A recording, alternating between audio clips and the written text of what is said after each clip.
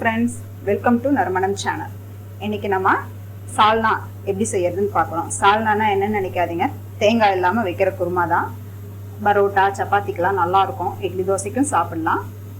இதுக்கு தேவையான இன்க்ரீடியன்ட்ஸ் 2 பெரிய சைஸ் வெங்காயம் அரிஞ்சு வச்சுருக்கேன், 2 மீடியம் சைஸ் தக்காளி அரிஞ்சு வச்சுருக்கேன், 2 பச்சை மிளகா, கொஞ்சம் கருவேப்பிலை, கொஞ்சம் கொத்தமல்லி. காரத்துக்கு காஷ்மீர் சில்லி ஒரு 4 ஸ்பூன் சின்ன ஸ்பூன் எடுத்திருக்கேன். காரம் வந்து உங்களுடைய இஷ்டம் தான், கூடுதலோ குறைச்சலோ பார்த்து போட்டுக்கலாம்.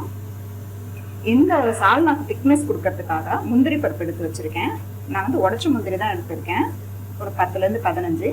இதோட சேர்த்து அரைக்க சோம்பு, முந்திரி பருப்பு இல்லைன்னா உடச்ச கடலை கூட போட்டுக்கலாம். நம்ம தாளிக்கிறதுக்கு ஒரு சின்ன துண்டு பட்டை, ஒரு பிரியாணி இலை, கொஞ்சம் சோம்பு, கொஞ்சம் ஏலக்காய் தூள், அவ்வளோதாங்க. ஆரம்பிச்சிடலாமா?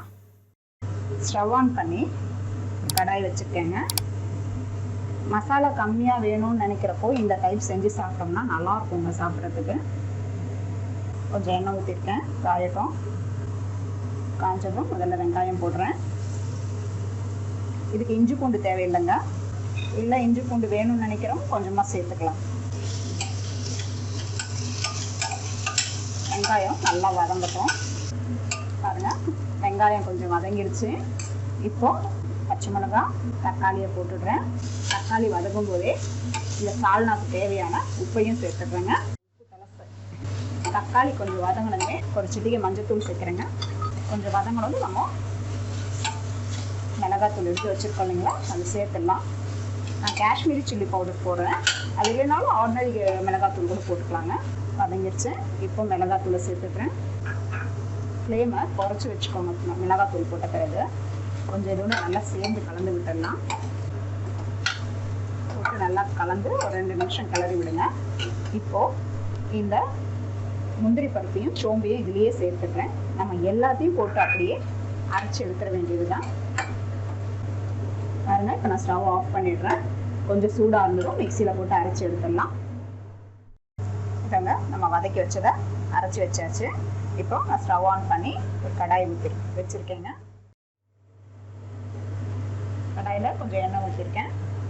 எண்ணெய் காஞ்சதும் பிரியாணி இலை, 2 பட்டை, கொஞ்சம் சோம்பு, அவ்வளோதாங்க இதுக்கு தேவையான மசாலா. மசாலா சாங் பொரிஞ்சதும் கருவேப்பிலை போடுங்க. கருவேப்பிலை பொரிஞ்சதும் நம்ம அரைச்சி வச்சுருக்கிற அந்த சால்னாக்கான கிரேவியை ஊற்றுறேங்க.